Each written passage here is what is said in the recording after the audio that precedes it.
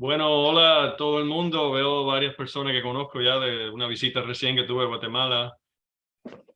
Soy Leo Alonso, un emergentólogo aquí en Jacksonville, en la Florida, y estamos patrocinados por la AAEM, que tiene esta serie de conferencias de medicina de emergencia. Y tengo el honor de presentarle al doctor Luis Vargas. Él es un especialista de medicina de emergencia en la gerencia en salud de Magister y proyectos educativos médicos. Él está en el Hospital Clínico San Rafael en Bogotá, en Colombia, y va a hablar hoy sobre trauma. Doctor Vargas, le doy la plataforma a usted ahora, el micrófono. Bueno, doctor Leo, muchísimas gracias. Ya mismo voy a compartir la presentación. Muchísimas gracias a ustedes por permitirme este espacio y es un gusto poder compartir con ustedes este tipo de experiencias. ¿Me confirman si están viendo bien la presentación y si se escucha bien también mi audio? Sí. Sí, sí, se Ok. ve bien. Bien y se escucha. Muchas gracias. Bueno, ahí está. Como me presentaba el doctor Nelson, el doctor Leo, yo soy también otro emergenciólogo más, como ustedes, que trabajo en Bogotá, en un servicio de urgencias de cuarto nivel. En este momento estoy trabajando en la jefatura del servicio. Llevo 16 años de ejercicio de mi especialidad, combinada entre la parte asistencial. A veces he estado dedicado solo a lo asistencial y a veces combino con la dirección de servicio y todo el tiempo en docencia. Ahí están mis datos. Si alguno quiere escanear en ese QR code y en varios que van a aparecer después, podemos mantener el contacto. Vamos a hablar un poquito del manejo del trauma. Prometí que iba a tratar de manejar esto en unos 30 minutos y para que eso sea cierto, vamos a poner aquí el counter del reloj. Ya quedó listo. Y la idea es que todos hemos escuchado hablar de trauma, todos sabemos que es absolutamente importante.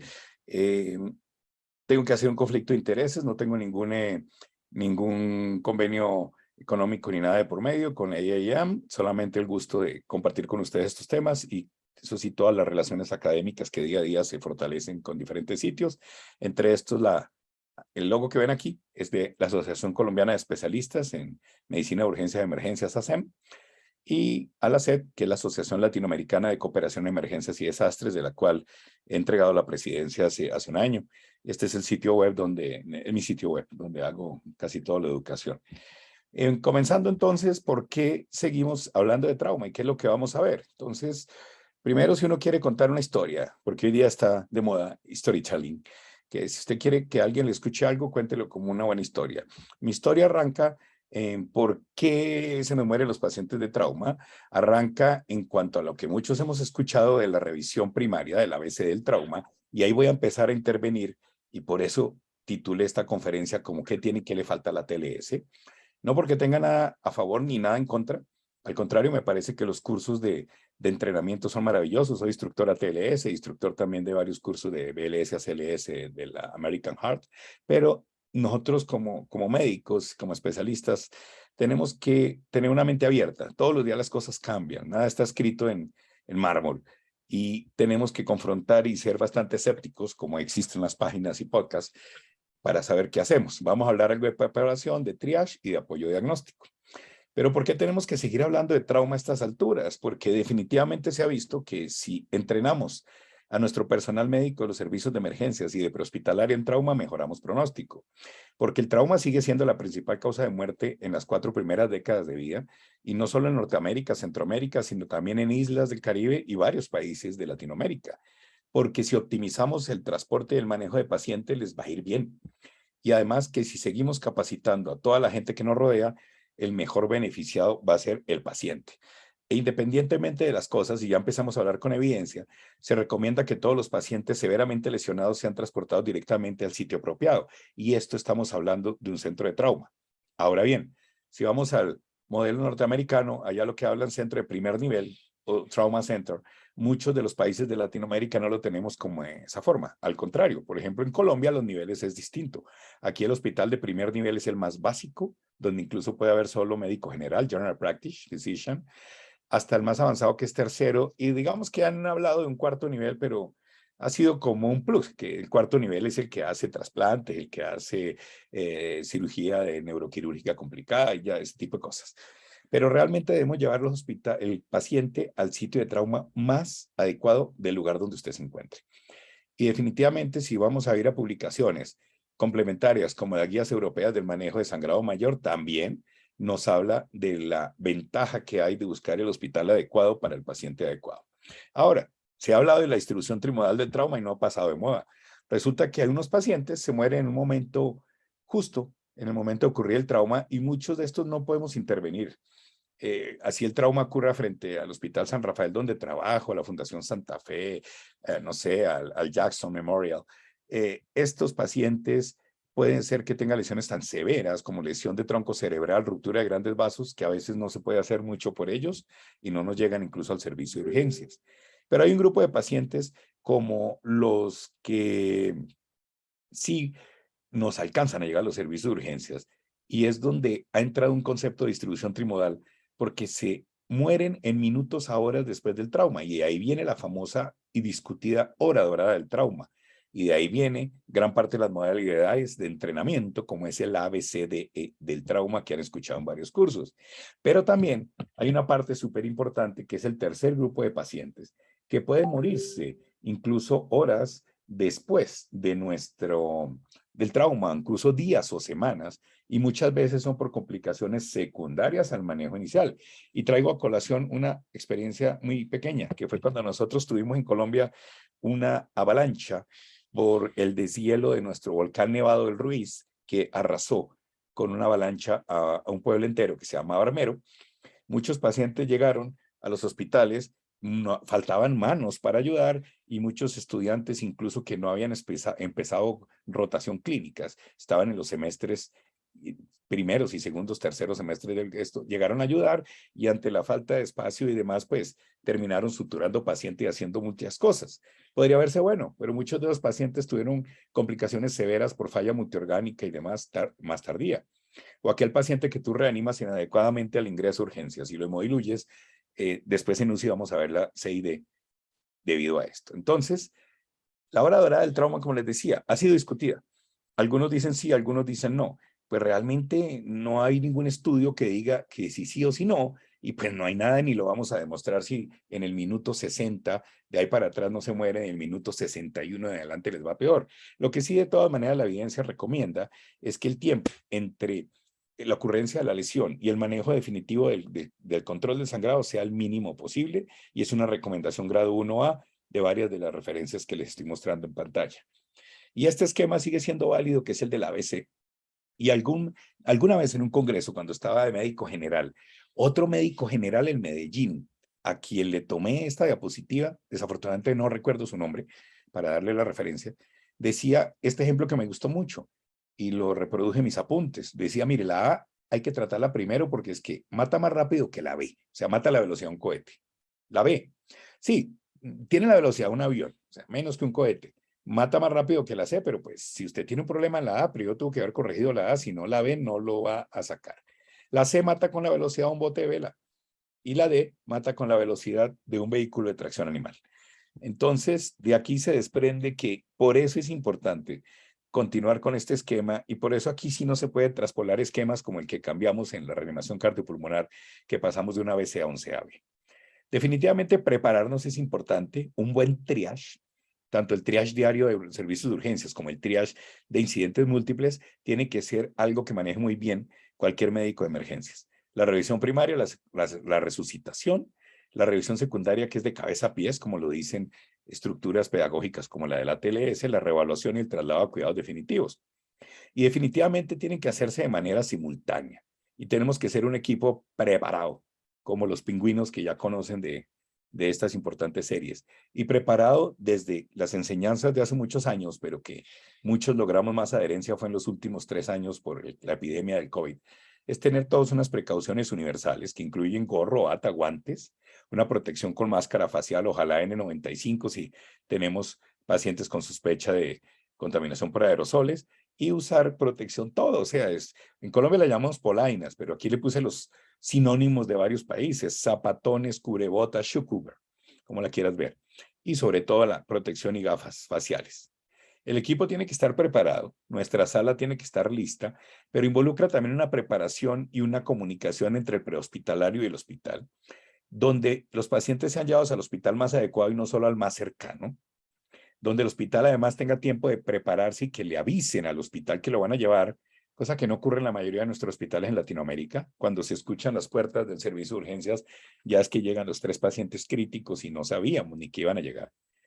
Tenemos que tener un equipo y personal adecuadamente entrenado y preparado con todas las medidas de seguridad, de bioseguridad, perdón, y por supuesto las historias clínicas. Esto digo es porque todavía me duele que no hayamos ido al último mundial y alguna vez quería ver este enfrentamiento y esta competición, pero bueno, después en futuro probablemente lo veamos. Ahora bien, tenemos que tener una evaluación de triaje adecuada. Y una de las que yo más recomiendo para el triaje en los servicios de emergencias es esta, precisamente, que es un modelo norteamericano que se llama el ESI o el Emergency Severity Index, que está instaurado más del 70-75% de los servicios de urgencias, que nace de las asociaciones de enfermería y luego viene a ser apoyadas por las asociaciones de médicos de emergencias. Y es una versión muy práctica y además que se adapta a cada hospital y a cada servicio y no requiere de tecnología externa como software o cosas de esas. La enseñanza sigue siendo buena. Esta es una publicación que hicimos con un gran amigo y colega de República Dominicana que se llama Alejandro Báez y estaban también varios colegas que luego conocí como Pablo Schmester y Edisa Giraldez, en la cual hacíamos una evaluación a personal de prehospitalaria, les dimos un curso en línea, estamos hablando del 2005, donde no existía tanto Moodle ni tantas de las herramientas actuales, pero con todo eso pudimos demostrar que incluso online el entrenamiento de estas personas mejoró mucho sus habilidades para hacer un triage.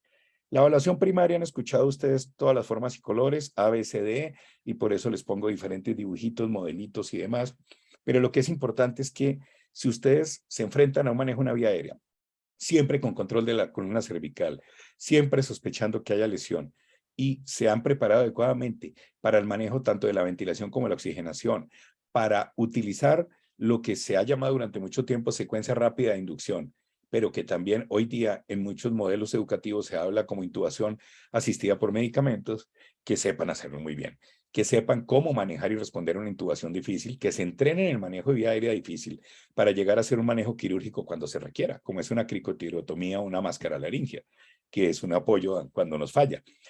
Y entonces les haría una pregunta. ¿Se debe usar collar cervical y tabla en todos los pacientes de trauma? La respuesta las daremos más tarde al final, pero les dejo siempre eso porque hoy día es controversia.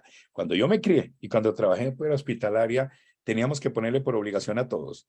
Y hoy día hemos visto que realmente los protocolos que muestran, dicen que poner una tabla espinal larga como tal no es que vaya a reducir ni tampoco a evitar de una manera importantísima las lesiones a posteriori de ese paciente. Incluso han comparado esta SSI es Spinal Cord Injury, la lesión de la médula espinal, y definitivamente no es que cambie mucho el resultado entre usar en todos los pacientes tabla y collar cervical. Entonces sigue siendo la duda, la recomendación es, claro, protege la columna cervical en cualquier procedimiento, protégela y sobre todo, la mejor recomendación, quítele lo más pronto posible la tabla espinal a ese paciente cuando le llegue a urgencias. Máximo si lo usó para la extracción en transporte ya, pero no todavía. Hay algunos servicios de urgencias donde el paciente al otro día tiene todavía la tabla espinal que no tiene ninguna indicación. Ahora, ¿qué hay de vía aérea? Definitivamente, perdón, desde hace mucho tiempo se hablaba de la secuencia de intubación rápida, como le decía, protocolos que desde anestesia de emergencias venimos usando hace muchos tiempos. Sin embargo, de cursos como el ATLS hasta hace muy poquito, solo recomendaban, y eso, el uso de la succinilcolina. Hoy día ya, en la edición 10, hablan de intubación asistida por medicamentos y le dieron cabida a la gran cantidad de medicamentos y la gran cantidad de escenarios diferenciales que hace que el manejo asistido por medicamentos en vía aérea no sea una receta de 2 medicamentos, sino una secuencia para ver qué tenemos que usar en caso de cada paciente. Ahora, incluso la oxigenación. Definitivamente tenemos que estar muy pendientes en que lo más importante es oxigenar a un paciente y de aquí en adelante cuando nos metamos en la C y demás, vamos a hacer énfasis en todo eso. Entonces, la 10ª edición ya por fin nos trae la intubación asistida por medicamentos, cuando antes solo hablaba de succinilcolina y a mí me tocaba morderme la lengua cuando enseñaba cursos y solo podía hablar de succinilcolina porque en el examen decían que solo se usaba succinilcolina. Y definitivamente vamos mucho más adelante de eso. Ahora bien, tenemos cambios importantes también que nos han hecho cambiar nuestra forma de pensar y actuar. ¿Cómo maneja usted el neumotórax de tensión? ¿Cómo le han enseñado? Punción con aguja en el primer espacio intercostal, punción con aguja en el segundo espacio intercostal, dedo y tubo de tórax en el quinto espacio intercostal, llama a un médico o ninguna de las anteriores. Durante muchos años nos habían enseñado que debíamos hacer una punción en el segundo espacio, obviamente del mismo lado del neumotórax, pero la evidencia y los estudios han mostrado que la patología del neumotórax a tensión realmente no resuelve solo con una punción si no hacemos cosas adicionales, y ya les voy a explicar la evidencia. Pero siempre tener en cuenta que si apuntamos a la B, podemos estar frente a una neumotórax a tensión, que ojalá no lo tengamos que descubrir hasta que llegue una radiografía como muestro aquí, nada, es clínico. Podemos estar enfrentados a un neumotórax masivo, podemos tener una situación de un neumotórax comunicante, podemos tener un tórax inestable que hace que definitivamente la mecánica ventilatoria se modifique, se cambie. Podemos tener un taponamiento cardíaco y podemos tener heridas de grandes vasos. Y usted tiene que siempre tener en mente estas 6 lesiones que matan en la B y no dejarlas pasar. Si se te pasa, probablemente el paciente muera. Y nuevamente, antes veníamos con la enseñanza de punción con aguja en el segundo espacio intercostal con línea axilar anterior para el neumoatención, pero hoy día la recomendación es toracostomía en quinto espacio intercostal con línea axilar anterior. Entonces, la evidencia va cambiando, nuestras prácticas se van modificando y vamos aprendiendo. ¿Y por qué? Porque tiene que ver con el tamaño, tiene que ver con el sitio y tiene que ver con la duración. Definitivamente hay estudios que nos mostraban que el poner un yelco, por más tamaño 14 o 16, yelco, Venocad, Insight, como lo quieran llamar, o catéter, por el tamaño tan pequeño y lo que iba a salir de ese tórax se podía hacer aire, sangre, coágulos, pues la verdad muy rápidamente se bloqueaba. El sitio, lo estábamos poniendo aquí, en el segundo espacio intercostal, cuando es uno de los sitios que mayor tiene el músculo pectoral ahí. Por lo tanto, cualquier mínimo movimiento del paciente y del músculo doblaba ese catéter y por lo tanto se volvía disfuncional. Y segundo, la duración. Aquí está la tercera referencia que les pongo, la que dice 27, en el cual se hacía seguimiento del drenaje real de este yelco a través del tiempo y al cabo de 5, 10, 15 minutos ya no tenía ninguna funcionalidad. Entonces, como medida salvadora, sí, pero rápidamente, si usted diagnosticó, póngale un tubo a ese paciente. Vamos a la C. Hemos sabido siempre la importancia del reemplazo de volumen y gasto cardíaco, la importancia de tener unas variables externas como pueden ser el nivel de conciencia, el color de la piel, la perfusión tisular, la importancia de control de sangrado rápido, pero también veníamos de una época en el cual nos decían que le pusiéramos 2 litros a todos los pacientes que llegaban y a lo máximo si era choque grado 3 o 4, como lo clasificaba el ATLS, podíamos empezar a usar glóbulos rojos. Hoy día la evidencia nos ha mostrado que no, que definitivamente esto ya pasó a la actualidad. El ATLS décima edición sigue hablando de 1 litro de cristaloides, pero realmente desde mucho antes de 2019 empezamos a hablar de unos conceptos bien importantes como clasificar de manera distinta el shock. Definitivamente ya no vamos a esperar a que nos muestre una cantidad de variables que son obvias para decir si vamos a no a poner sangre, porque fíjense que aquí solo en el clase 4 habla de transfusión masiva, cuando hoy día tenemos unos indicadores que nos apoyan mucho más, como es el déficit de base, ¿sí? Como la necesidad temprana, ya no tanto posible, sino necesaria, de productos sanguíneos. Y digo, no solo glóbulos rojos, porque es que tú no sangras solo glóbulos rojos. Tú sangras glóbulos rojos, sangras plasma y sangras plaquetas. Por lo tanto, hay que reponer todo.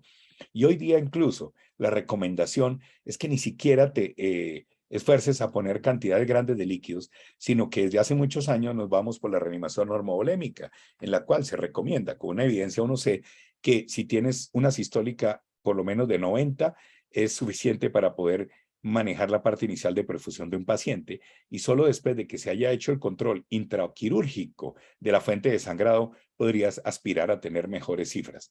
Entonces, importantísimo control temprano de los sitios de sangrado, importantísimo que el sangrado masivo no son 2 litros de cristaloides, no son glóbulos rojos empaquetados, no son sangre total, sino que definitivamente tenemos que pensar qué necesita el paciente y ponerle.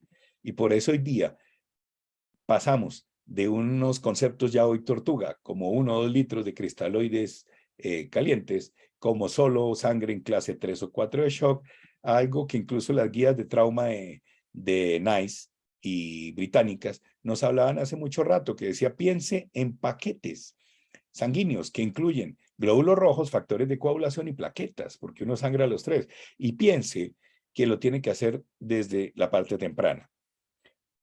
Ácido tranexámico, que tiene una evidencia muy buena desde los estudios CRASH-2 en hemorragia mayor, en el cual anteriormente ni se mencionaba, y hoy día en gran parte de los protocolos se recomienda como una evidencia muy importante que usted debería ponerlo dentro de las primeras 3 horas. Por lo tanto, tiene una gran influencia desde el punto de vista de la eficiencia si se pone incluso en el prehospitalario, y tienes que repetirlo a las 8 horas. Entonces, el ácido tranexámico hace parte importante del manejo del sangrado mayor. Sigue siendo importante esta triada, que la hipotermia, la acidosis y la coagulopatía son las 3 que se unen para complicarnos el paciente de shock y llevarlo a la muerte. Pero definitivamente también es claro que si usted usa en exceso cristaloides, va a hemodiluir ese paciente y más fácil lo va a llevar a coagulopatía. Por lo tanto, tiene que usar sangre, tiene que usar paquetes globulares y ojalá, si puede usar incluso tromboelastografía, ¿sí? Métodos como el Rotem o el que tenga disponible es mejor para poder tener una mejor certeza de con qué debe manejar el sangrado en ese paciente. En cuanto a imágenes, anteriormente solo nos hablaban de UC FAST o lavado peritoneal, o incluso decían paciente estable solo TAC. Realmente guías británicas están usando protocolos como el TAC corporal total. La respuesta sería más bien, hombre, en emergencias hemos tenido un entrenamiento muy bueno y muy buena experiencia en el ultrasonido. Entonces, si usted aplica un protocolo de FAST extendido o IFAST, realmente que antes no se incorporaba, hoy día se ha visto que es una herramienta al lado de la cama, point of care, POCUS, de todos los pacientes y funciona muy bien. Y no solo para evaluar lo que estamos evaluando aquí, abdomen con las goteras, sino para evaluar pericardio, para evaluar pulmón, para evaluar vía aérea, para saber si este paciente tenemos una certeza de más del 80-90% en saber si tiene un neumotórax frente a un 60% de la radiografía tradicional. Entonces, usémoslo. Utilicen índices como el índice de shock, utilicen algunas escalas que pueden servirnos como el TASH. Siempre evalúen con un protocolo FAST o no ha perdido de todas maneras la importancia en paciente estable el uso de la tomografía y sobre todo entrémonos en la parte de pruebas de coagulación y sobre todo tromboelastografía. Esto del trauma no se soluciona con un PT y un PTT. Usted necesita pedir tromboelastografía en estos pacientes. Ha sido de gran ayuda el uso del lactato sérico y evaluar el déficit de base, sobre todo para tener parámetros iniciales de alteraciones de perfusión, aunque reanimación no es solo lactato, porque no, tampoco sirve solo por ese lado, pero sí nos ayuda a orientarnos en qué tal lo estamos haciendo. Más, nuevamente insisto, reanimación normovolémica y en el uso de cristaloides, tengan en cuenta estudios que desde hace mucho tiempo existen en revisiones Cochrane en que es mejor usar cristaloides que coloides, o sea, no coloides. E incluso dentro de los cristaloides, aunque hay controversia, pero los estudios que se hicieron en pacientes de urgencias recomendaron usar preferiblemente soluciones como el lactato para la reanimación de trauma y no la solución salina. Entonces, también tengan siempre pendiente una alternativa que podemos usar en urgencias a diario, como es el acceso intraóseo, que antes ni siquiera se mencionaba, pero hoy día hace parte de nuestro actuar diario. Importante tomar medidas desde la urgencia, como empaquetar una pelvis que esté sangrando, ya sea con un cierre inicialmente con una sábana, con un splint de pelvis, o rápida comunicación, porque pronto tenemos que subir a que el ortopedista cierre con un anillo pélvico esa pelvis o que tengamos que hacer embolización. Ahora bien, ojo con la fronda pélvica, que cada vez tiene más evidencia, se había perdido un tiempo y vuelve a recobrarlo porque realmente salva vidas. Importante también el uso de derivados protrombínicos. Disculpen que aquí puse esta marca, pero es la única que tenemos en Colombia, pero básicamente si usted tiene pacientes con uso de vitamina K, puede revertirlos con derivados protrombínicos. Si tiene pacientes que estén usando anticoagulantes directos, pues ya tenemos, en Colombia por lo menos tenemos disponible el antídoto del hidaruxizumab, ¿sí? Para el dabigatran. Todavía no tenemos en el país fácilmente disponible el antídoto para los derivados del factor X, todos los que tienen que ver como Apixa, Rivaroxa, no lo tenemos, pero Con Dabigatran sí tenemos el antídoto disponible en gran parte de nuestros hospitales y los derivados protrombinicos también. Si no lo tiene, pues use plasma. Importante nuevamente, tromboelastografía, que debe ser parte ya de nuestro día a día. En la parte neurológica, alejémonos totalmente de escalas que antes todavía se arraigan muchos libros, como esa que se llama ABDI, que simplemente decía que si está alerta, responde al verbal, responde a dolor o no responde. Definitivamente todos estos pacientes tienen que tener una escala de Glasgow bien hecha. Y es más, recuerden que tenemos nueva escala de coma de Glasgow en paciente intubado, que les recomiendo que la lean con calma. Importante que revisen las lesiones extracraneales o intracraneales. Tengamos muy en cuenta las recomendaciones de la Brain Trauma Foundation sobre el manejo avanzado de trauma craneoencefálico, sobre el uso adecuado o no de las soluciones a usar, sobre el uso o no de las hipertónicas, sobre el uso o no de anticonvulsivantes, para que no ocasionemos un segundo trauma.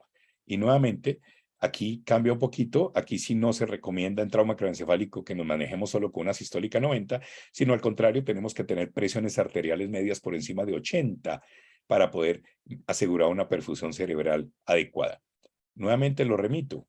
La última publicación que conozco de la Brain Trauma es 2016, espero que ya pronto vaya a haber una actualización, pero junto a esta hay una cantidad de publicaciones recientes de neurotrauma que vale la pena que lo revisen con calma y con discusiones como si se debe usar una profilaxis anticonvulsivante para todos los pacientes de trauma craneoencefálico. Al final ya en la exponer y cubrir ese paciente sigue siendo válido, desvístalo completamente, esté pendiente que no se le pasen lesiones que probablemente no pudo ver usted al comienzo, esté pendiente que no se le vayan, que caliente los líquidos endovenosos, controle la hipotermia y sobre todo retire pronto, como les decía al inicio, la tabla espinal que antes se indicaba dejarla puesta y uso temprano de torniquetes que vuelven a ser muy importantes y de hecho hay iniciativas mundiales como Stop the Bleeding en pacientes con traumas vasculares importantes.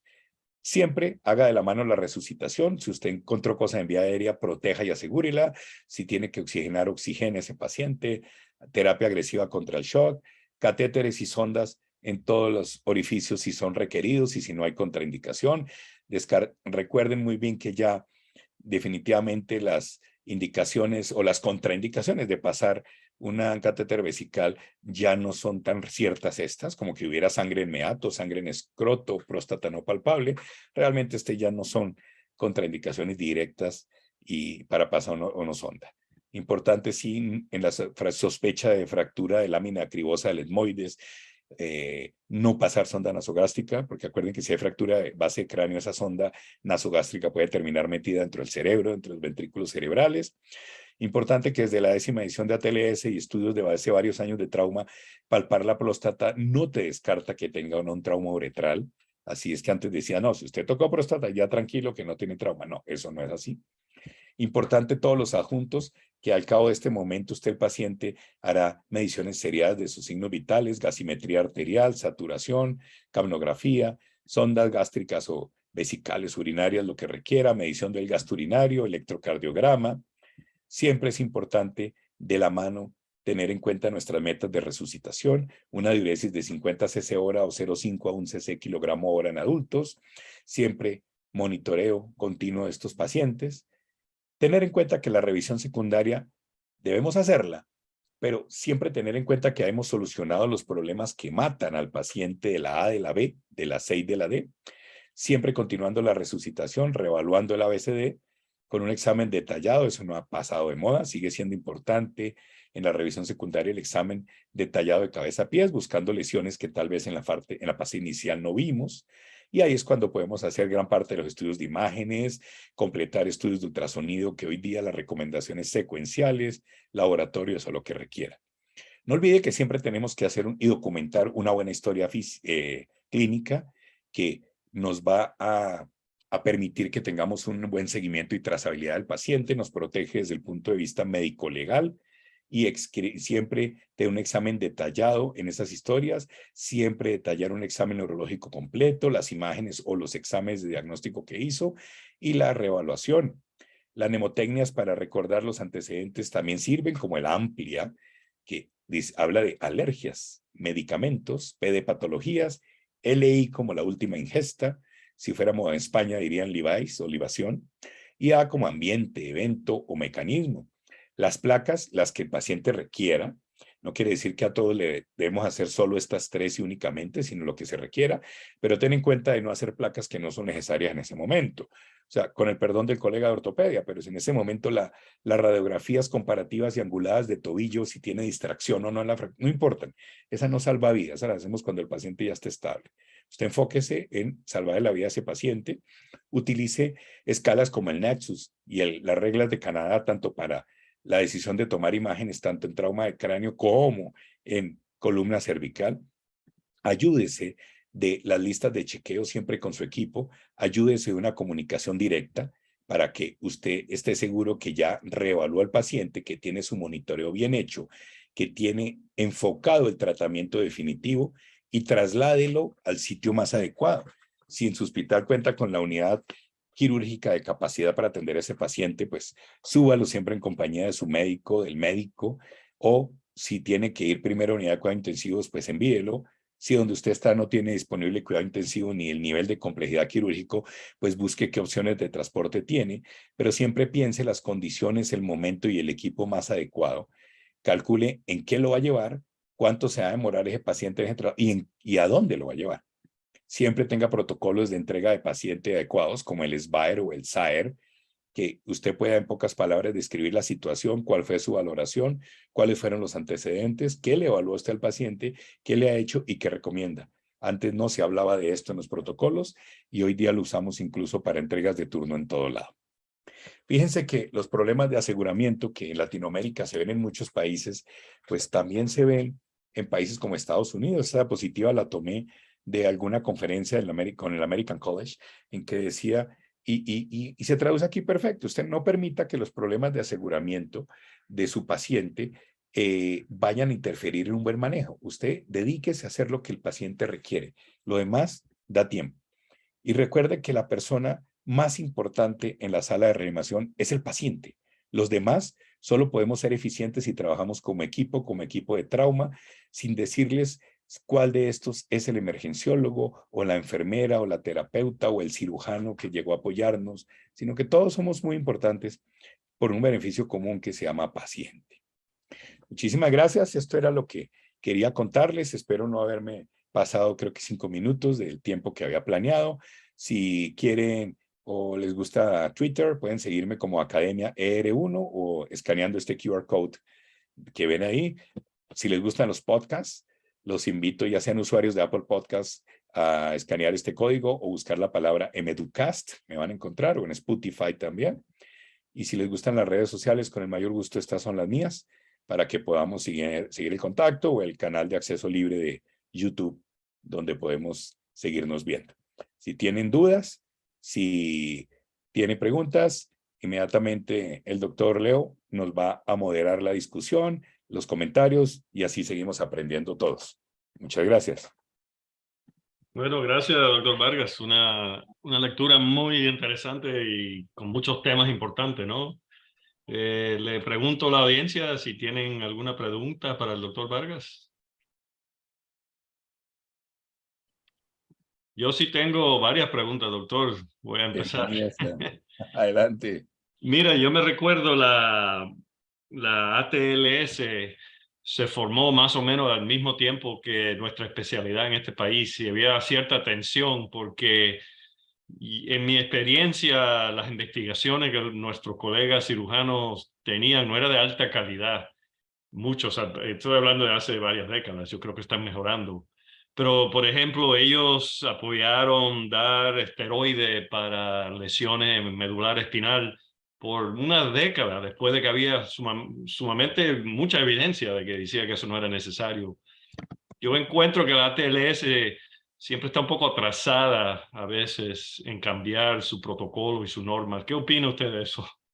Completamente de acuerdo. Yo creo que la ventaja que nos ha dado nuestra especialidad y el desarrollo de la especialidad de emergencias es que, como decimos en Colombia, no comemos entero en ningún lado. O sea, tenemos muchas cosas buenas de los colegas quirúrgicos, también de los neuroquirúrgicos, pero también de los de ortopedia y compartimos temas con los de obstetricia y vivimos también con la medicina interna porque reanimamos también pacientes médicos. Y el punto es que podemos tener esa capacidad de ser como los directores de orquesta. Yo nunca voy a decir que como director de orquesta o emergenciólogo voy a tocar mejor violín que mi colega que opera caderas, pero creo que el violinista y el pianista necesitan que alguien dirija la situación en beneficio de la obra, o sea, del paciente. Y definitivamente tendencias que existían con una cantidad de estudios desde la Segunda Guerra Mundial y muchos de esos estudios no con unos controles adecuados, donde se ponían dosis astronómicas de corticoide en trauma medular, que ha sido absolutamente debatido.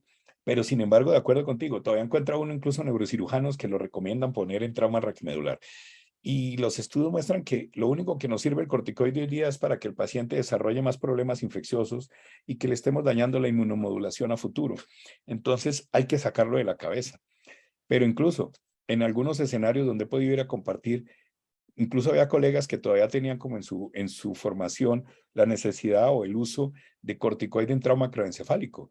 Lo que, por el contrario, se hizo un estudio grandísimo que vos conoces, que fue el CRASH 1, donde incluso tuvieron que suspenderlo a mitad de camino porque sí se demostró que el corticoide mataba más rápido a los pacientes, aumentaba la mortalidad. Entonces, definitivamente el corticoide es algo que se sale de los contextos completamente de trauma craneoencefálico o medular, y nuestro ejercicio de la profesión es irnos con las acciones de mejor evidencia y no con las costumbres o digamos las mañas que a veces traen de otras especialidades. Tengo Sí, una... creo que, perdón. Sí. Hola, hola, hola Luis, Hola, ¿cómo Daniel. estás? Gracias por la charla, excelente. Daniel, ¿cómo estás? Me encanta este tema porque de verdad, como decía Leo, las guías siempre están atrás y no, eso no es solo la TLS, pues, son todas las guías porque tardan años en desarrollar la evidencia, en analizarla y luego en crear consenso entre expertos para publicar guías, ¿verdad? Y aún así se escapan siempre algunas intervenciones que luego se demuestran en lugar de ayudar hacían daño, como los esteroides que discutían. Pero creo que es muy interesante también que creo que ya van 2 ediciones de la TLS donde ya los cirujanos ya no dicen el trauma es una enfermedad quirúrgica, porque antes así empezaban, ¿Verdad? diciendo el trauma es una enfermedad quirúrgica. No lo es. Y eso es una gran mentira, porque la gran mayoría de traumas no requiere a un cirujano, ¿verdad? Entonces ahora sí, desde las últimas 2 o 3 ediciones ya quitaron esa declaración de que el trauma es una enfermedad quirúrgica. Sí, Daniel, el porcentaje en el hospital donde yo era un centro de trauma a segundo nivel, era 6%. Solamente 6 de cada 100 pacientes iban al quirófano. La mayoría eran manejados, ¿no? Observación o convenio. Y te apuesto que la gran mayoría de ese 6% van al quirófano de modo electivo. Sí. O sea, no requieren una cirugía de emergencia. De hecho, hay un estudio muy bueno que hizo Steve Green hace unos años. Bueno, no es un estudio, es más bien como que un análisis de otros estudios, pero básicamente cuestionando la necesidad de tener un cirujano de trauma en los códigos de trauma. Porque la incidencia de que alguien requiera una cirugía de trauma inmediatamente es tan baja que básicamente solo necesitamos a un cirujano cuando el paciente tiene trauma penetrante o está hipotenso. En el resto de los casos el manejo es reanimación, tal vez radiología intervencionista y transfusión masiva, etcétera. Reversión de la coagulación y luego especialistas, neurocirujano, ortopedista y luego al intensivo, pero es muy, muy poca la cantidad de pacientes que de verdad requieren ir al quirófano de una vez desde la sala de trauma. Y fíjate, Daniel, que gracias al desarrollo que ha tenido la medicina de emergencias y el que nos hemos dedicado a un área que era tierra de nadie, ¿sí? Porque es que hace muchos años todo el mundo decía, no, yo intervengo en urgencias y es más, hay una frasecita que todavía me duele bastante en los huesos cuando la dicen, no, es que cuando yo trabajaba en urgencias esto se hacía así. Pues sí, pero pues la última vez que, por ejemplo, yo estuve acompañando una cirugía, yo creo que hace más de 20 años, y yo creo que de 20 años para acá, si yo me meto a hacer una ayudantía a una sala de cirugía, habrá cambiado bastantico. Entonces yo no puedo hablar con propiedad de algo que hice hace 20 años, si no me mantuve a esto. Y nosotros somos los que podemos tener la capacidad, es la especialidad que ve al paciente como un todo. Y entonces estamos pendientes de la hipertensión endocraniana, pero también estamos sabiendo cómo está afectando la perfusión tisular y conocemos que este paciente además es diabético y es renal y podemos enlazar su estado metabólico. Y si nos empieza a hacer cambios en el ST, podemos orientar si realmente es porque hay una una contusión miocárdica o más bien es que está haciendo hipertensión endocraniana y son cambios relacionados. Ese tipo de análisis, analizando toda la fase, la universalidad del paciente, no la tiene otra especialidad. Por lo tanto, nosotros somos los que decidimos en qué momento vamos necesitando y entregando a las demás especialidades en un orden adecuado los manejos, pero tenemos que meternos en la cabeza que, bienvenida, que el manejo y el pronóstico de estos pacientes depende de nosotros. Y por lo tanto, nuestra responsabilidad es ser los mejores en dirigir esa orquesta.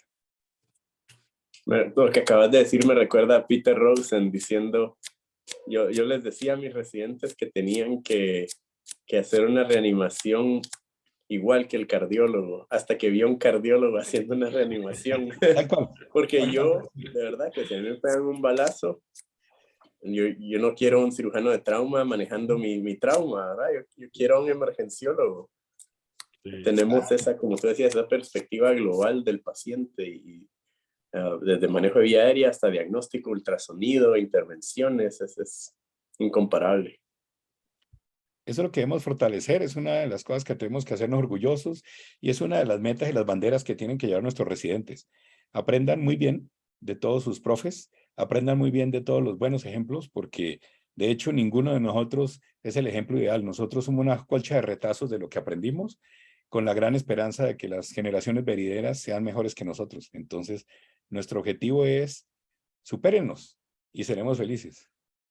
Yo tengo una pregunta a nuestros colegas guatemaltecos que están en esta llamada, porque yo estuve ahí hace unas pocas semanas y en el hospital INSS no tenían una TC, una computadora de tomografía, y era un centro de trauma. Entonces la pregunta que tengo, cuando los recursos están limitados así, y sabemos que el FAS tiene utilidad, pero utilidad limitada, claro. ¿Cómo manejan a los pacientes inestables de trauma? ¿Cómo hacen el traslado? Me gustaría saber cómo hacen eso.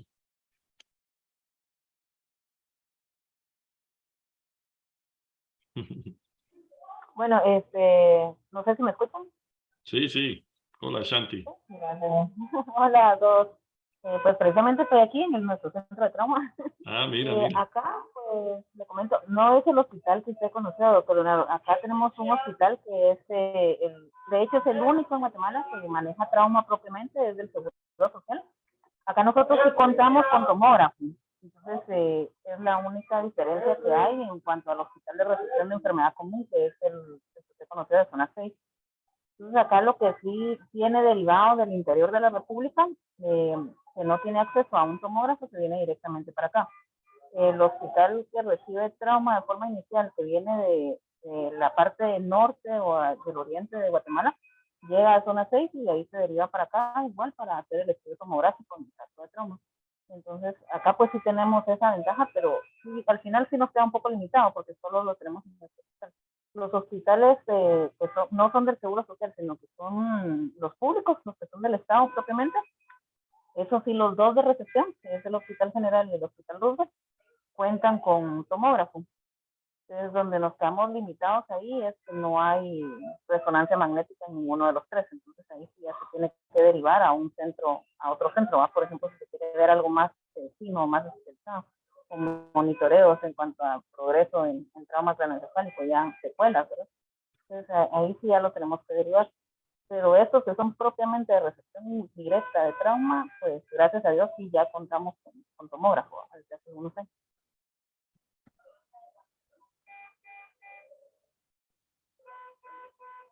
Excelente, gracias. Yo tengo una experiencia, buenas tardes, doctores. Estoy rotando también, al igual que mi compañera, pues en el hospital de accidentes de aquí del IX y del Seguro Social de Guatemala. Y Yo estoy rotando en la unidad de cuidados intensivos. Esta experiencia es porque, por lo que usted mencionaba, doctor, que nosotros tenemos como un manejo integral, ¿verdad? Y con lo que mencionaba el doctor Riedelman, de que él prefería que un emergenciólogo manejara su caso, ¿verdad? Y en el caso de esta paciente, es una paciente con una lesión por aplastamiento en muslo del lado izquierdo. Era una paciente que venía con una fractura subtroncantérica y con una lesión vascular de la femoral común. Estaba con una transección del 50% y una lesión puntiforme de la arteria femoral. Cuando la paciente llegó al hospital, la paciente estaba en estado de choque hipovolémico. Y aparte de esto, pues entonces ya estando ahí en la emergencia, pues es un poco complicado el hecho de que algunos todavía tienen la idea de manejo de líquidos en vez de manejo de hemoderivados. Sin embargo, en ese caso, pues la paciente sí se le transfundieron, ¿verdad? 111, ¿verdad? Plaquetas, plasma y paquete globular. Y luego de eso, pues pasó a sala de operaciones. Pero anteriormente a eso, la paciente estaba con una acidosis metabólica severa y estaba con hiperglicemia en 600. Afuera, pues la manejaron, ¿verdad? Sin embargo, la paciente, pues con la hiperglicemia, pues fue refractaria y entonces le colocaron una bomba de insulina. Pero no la manejaron como una cetoacidosis diabética, sino solo una hiperglicemia refractaria, ¿verdad? Estando ya la paciente ya en sala de operaciones, la manejaron ahí con bomba de insulina, mejoró su hiperglicemia, salió de sala de operaciones en estado de choque de igual forma. Siempre con vasopresores y de igual forma transfundiendo, ¿verdad? Los hemoderivados. Y posterior, pues al día siguiente que nosotros recibimos a la paciente, ¿verdad? O sea, que ya la conocimos como tal, los que estamos de fijo ahí, me preguntaba el médico intensivista, me dice, qué milagro que alguien resolvió el hacer una transfusión de hemoderivados y aparte de eso, el manejo de su hiperglicemia, ¿verdad? O sea, que todo fue un manejo integral. Entonces, incluso me dice a mí el doctor el de intensivo, me dice, mire, y en ese turno emergenciólogo, o sea, sabiendo que nosotros estábamos ahí, y pues sí, mi compañera Shanti y Darwin habían estado turnando ese día, ¿verdad? Entonces, le digo yo, sí, estaban ellos, estaban mis compañeros emergenciólogos, entonces ellos, sí, definitivamente se ve el manejo diferente a como lo hubieran hecho sus compañeros cirujanos, ¿verdad? O sea, lo hubieran visto de otra forma. Entonces, creo que la verdad de que eso sí nos llena mucho de orgullo, el hecho de que sí sabemos, o sea, y que saben que nosotros podemos manejar eso y que definitivamente, como ellos mismos dicen, zapatero a tu zapato, ¿verdad? Nosotros manejamos al paciente en la sala de urgencias y ya el cirujano se encargó de hacerle la reparación vascular, ¿verdad? Entonces, creo que para mí, o sea, esa experiencia fue muy buena, ¿verdad? El hecho de que hayan reconocido que, pues como emergenciólogos, sí podemos manejar este tipo de pacientes. Y la felicito porque, en fin, como dijo el doctor Vargas, el paciente es nuestro, ¿no?, cliente número uno y tenemos que atender la totalidad de los problemas. Y eso es lo que me preocupa cuando me pasó a mí, cuando uno toma rotaciones en las diferentes especialidades, te das cuenta cómo se enfocan. El urólogo nada más quiere saber sobre la vejiga, el nefrólogo los riñones, el cardiólogo el corazón. Y hay que integrar todo, ¿no? El paciente y manejarlo como hiciste. La felicito. Completamente de acuerdo. Yo felicito por lo que están haciendo y sobre todo ustedes que están comenzando y abriendo una especialidad en un país que no la tenía. Guarden muy bien esos recuerdos, ojalá escríbanlos, porque cuando lleven como en mi caso 16 años de haber comenzado, se empieza uno hasta a reír de muchas de las cosas que le pasaban. A mí casi me expulsan de la residencia por cardiovertir una taquicardia supraventricular en el hospital de base de la residencia, porque eso lo tenía que hacer el cardiólogo, que yo era un abusivo por haberlo hecho.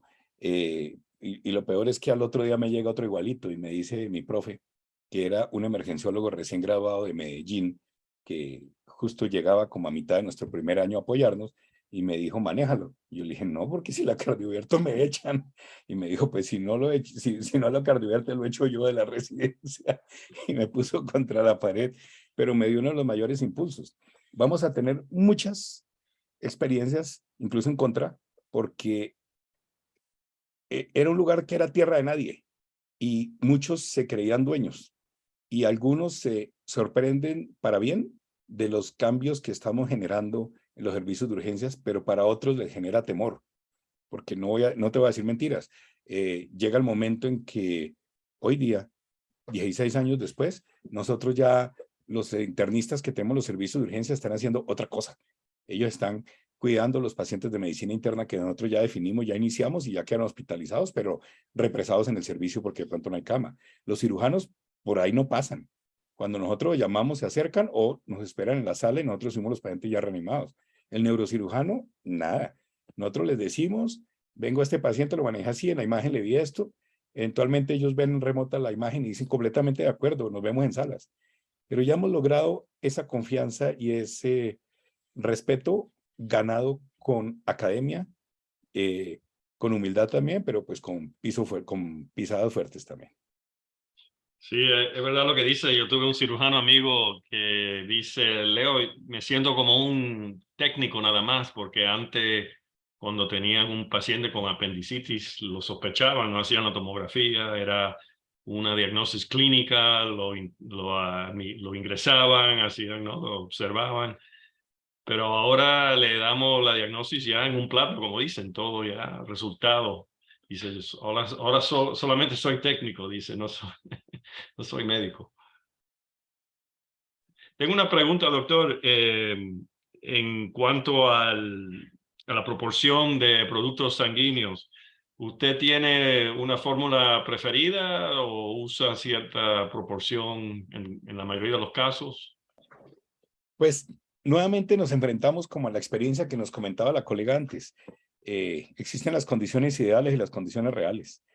He estado en hospitales donde tengo la trombolastografía ahí y puedo actuar en consecuencia con qué requiere de cada componente, pero en otros donde no. De hecho, ahora en este momento estoy en un tercer nivel donde tenemos hemodinamia, tenemos todo, tenemos cirugía cardiovascular, tenemos banco de sangre dentro del mismo hospital, pero por ejemplo ahí no tengo trombolastografía.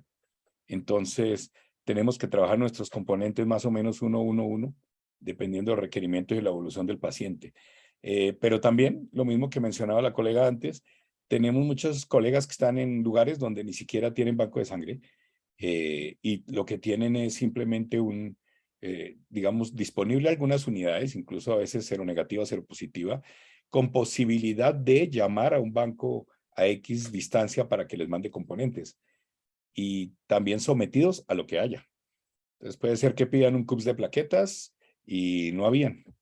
Entonces, pero el ideal es precisamente eso, guiarse por metas. Ojalá que puedan ustedes luchar y seguir haciéndolo como ya lo estaba haciendo para que tengamos las cosas que debemos tener dentro de la sala de reanimación para manejar de una manera adecuada a los pacientes uno a uno como se requiere.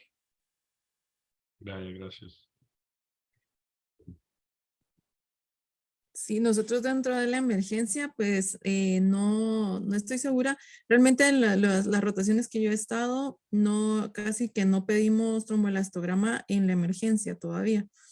Pero sí, por ejemplo, con esta paciente que mencionaba ya que está ya dentro de la unidad de cuidados intensivos, sí ya nos basamos en tromboelastografía para darle los hemoderivados que necesite, ¿verdad? Pero fíjate, Fátima, que es más costumbre, porque ahí como lo tienes, la única diferencia entre la tromboelastografía de UCI y la que pueden hacer en urgencias es subir a la UCI con la muestrita de sangre, que les impriman la tromboelastografía, baja otra vez corriendo y usted actúa en el paciente.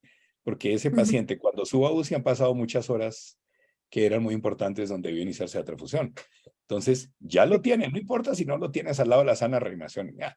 Lo tienes a 3 pisos arriba, bueno, listo. Probablemente los hospitales no te vayan a comprar aquí en Latinoamérica un tromboelastógrafo para cada piso, no lo van a hacer.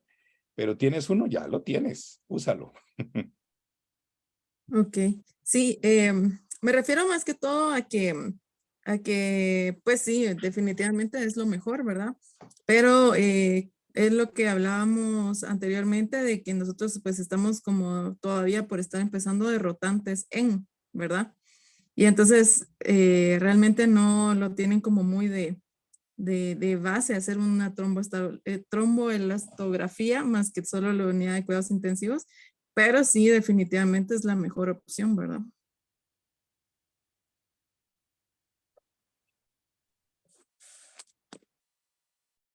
Bueno, ¿alguien tiene alguna pregunta más? Yo tengo una pregunta. Vi, Luis, que tú mencionabas que ya no hay contraindicaciones para Foley. Eso es algo que no sé si he leído, pero entonces ya no están recomendando hacer un uretrograma si hay sangre en el meato. No, digamos que las contraindicaciones sí existen, pero más bien los escenarios que nos habían planteado y nos sigue planteando incluso la TLS en las últimas revisiones ya no son de tomar. Por ejemplo, antes bastaba con que tú decías tacto rectal, ¿te acuerdas? Y que si palpabas próstata, no, todo está perfecto. Próstata ascendida, hematoma, ahí sí está rota. No, eso no nos quita ni nos pone. Y realmente hacer un estudio contrastado de la uretra, si tenemos la sospecha, es lo que se debe hacer, sin duda alguna. Eso sí, estoy completamente de acuerdo. Digo, es los 4 puntos, o los 4 bullet points que nos habían pintado toda la vida, en el cual uno decía, sí hay trombo uretral, y de este lado no hay trombo uretral, eso ya no aplican de una manera como tal. Tenemos que mirar más variables y la sospecha clínica prevalece, por supuesto. Sí, yo soy lo suficientemente viejo para recordar cuando a todo paciente trauma se le hacía tacto rectal. El ER handshake, ¿verdad? Sí, eso es parte de la rigidez de los cirujanos, que había que hacerlo en todos los pacientes, ¿verdad? Y era ridículo. A veces venía alguien que era nada más trauma de la cabeza o del cerebro. ¿Para qué? Y a mí me tocaba hacerlo cuando tuve la oportunidad de rotar, por ejemplo, en mi último año de residencia en Nueva York, en Bellevue. Yo era el JAFO. Allá, todavía saben, ¿ustedes llaman también JAFO al rotante externo? No. Ahí me decían JAFO y hasta yo me sentía orgulloso, pero quería averiguar qué era. Y cuando le pregunté al residente de allá mayor que algún día ya en confianza que me dijera que era JAFO, y me dijo, es just another fucking observer. Y yo, thank you. I understand. Suena como algo de Nueva York. Sí, bastante neoyorquina la cosa. Sí, sí. Y bueno, todos rieron en conjunto y ya fueron más amigos míos.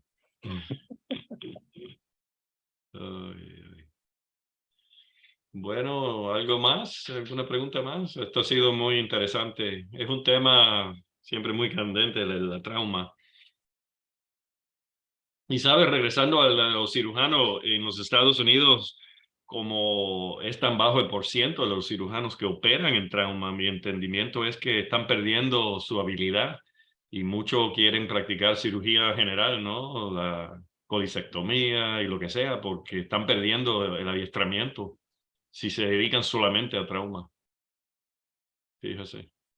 Y fíjate que hay experiencias, perdona que te digo, tan chéveres como por ejemplo, en las guías de manejo de trauma desde hace muchos años se consideraba que si usted tenía una herida penetrante abdomen era indicación absoluta de explorarla. En la época anterior a la laparoscopia, pues todas iban para la laparotomía. Entonces, la orden de uno era si tenía sospecha de una herida en abdomen, pues explorera, y si definitivamente consideraba penetrante, iba derecho a la laparotomía. Experiencias de hospitales de alto nivel de trauma en Colombia, como era, por ejemplo, el Hospital Universitario del Valle en Cali y el Hospital de San Juan de Dios en Bogotá. Resulta que sí, uno tenía muchas veces muchos pacientes con herida penetrante abdomen y ya los tenía unos listicos para la laparotomía, pero llegaba la precordial y otra precordial y la ruptura esplénica y la ruptura hepática y el politrauma. Cuando menos te das cuenta, el equipo quirúrgico en pleno, con 2 o 3 equipos, llevaba 24, 48 horas evacuando a pacientes con esas patologías, y cuando por fin podían bajar al servicio de urgencias a mirar al de la herida penetrante abdomen, decían, ¿y este paciente? No, pues está pendiente de la laparotomía. ¿Y cuánto lleva? No, pues 2 días esperando, 48 horas. ¿Y cómo así? Y abdomen, blando. No, pues démosle vía oral. Y de hecho, una serie de publicaciones que al comienzo fueron tachadas de blasfemia y ya hacen parte de protocolos incluso en Norteamérica, fue el manejo conservador del trauma penetrante abdomen, porque realmente el sobrecupo y la sobredemanda nos hizo como cambiar ciertas conductas que al comienzo eran como un dogma, ¿no? Entonces, nuevamente, todo esto puede ser que lo que hemos revisado en esta hora y revisen ustedes en sus cosas, en 5 años esté completamente evaluado. Entonces, siempre mente abierta porque hay que hacer los estudios, hay que verificar lo verificable y hay que seguir evolucionando. Entonces le dan antibióticos y cristaloides y lo observan y salían bien. Sí, Salía, pues, después de 48 horas les dábamos vía oral, perfecto, no hacían hilio, no les pasaba nada, se iban para la casa y lo saludaban a uno después en la calle. Interesante. Curioso. Sí, como la controversia sobre la hipotensión, ¿cómo le llaman? Permissive. Ortostática. Ajá, con la penetrante. Está bien interesante. Sí, curioso. Sí. Y todavía, por ejemplo, en la reanimación permisiva, todavía existen muchos equipos quirúrgicos que lo miran a uno muy mal por haber reanimado a un paciente con 800 cc de cristaloides. Y es que no requería más en este caso, ¿no? Pero ¿cómo le pusiste 2 litros? No, ni se los voy a poner. Lee. Sí, sí.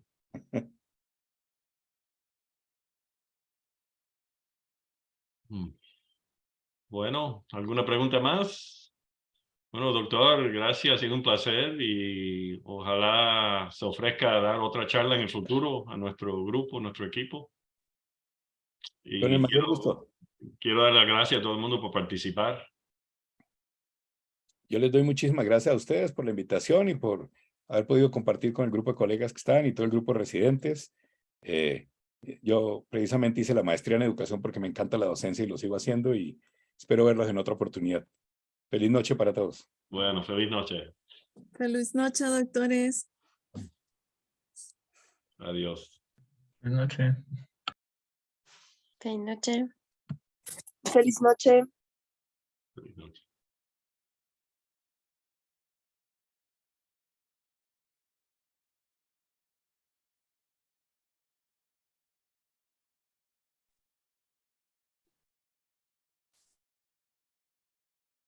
Thank you, Tom. Thank you. Thank Nice you. production. Backstage. Very good. Well, thank you. I'm a bit of a novice. I'm not a pro like Kathy, but thank you. I was, shoot. Yes. I forgot to Stop the record. stop the recording. Stop recording. Ah, yes.